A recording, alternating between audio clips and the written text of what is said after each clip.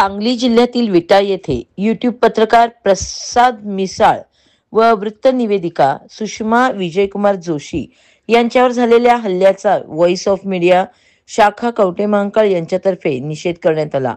हल्लेखोरांवर कठोर कारवाई करण्यात यावी अशा आशयाचे निवेदन देण्यात आले.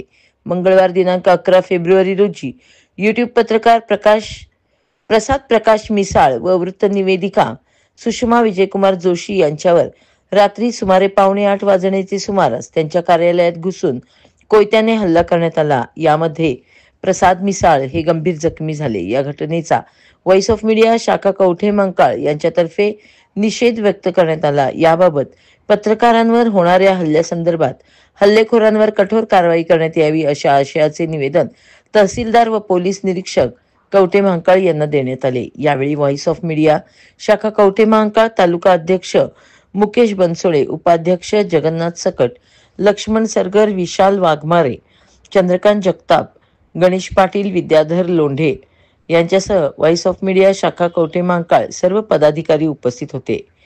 कवठेमहांकाळ वार्ता न्यूज साठी मुख्य संपादक जगन्नाथ सकट.